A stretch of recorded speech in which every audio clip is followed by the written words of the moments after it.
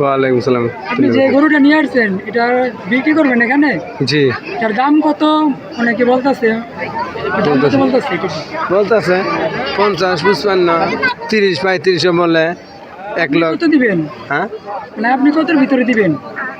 আমার তো আইডিয়া মনে হয় যে 65 লেম ছেড়ে দিম। হ্যাঁ। এরকম দাম কি বলছে? না না, 65 নাই। আপনি কখন থেকে আসছেন এখানে? এই 15-20 মিনিট হয়েছে। ঠিক আছে, আপনি বসুন। Thank you.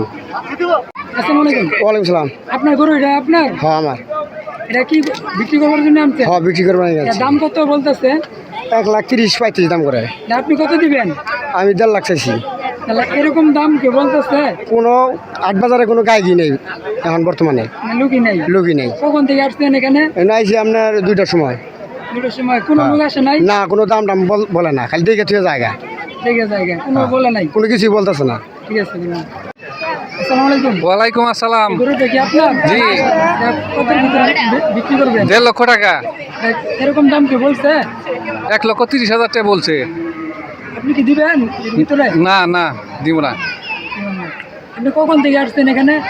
আসছি তো বেলা 1টার দিকে। এর দিকে। ঠিক জি। আছে, ধন্যবাদ। কাস্টমার তো নাই।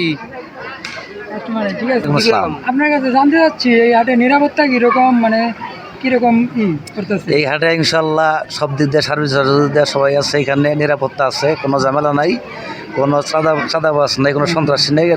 চাঁদাবাজ যেমন সন্ত্রাস মুক্ত হাট, একদম নিরাপত্তা হাট, এবং সবচেয়ে ভালো বিক্রি হচ্ছে এখানে। হাটটা অবশ্যই ভালো ইনশাল্লাহ আমরা মনে করি। এটা কতদিন চলবে?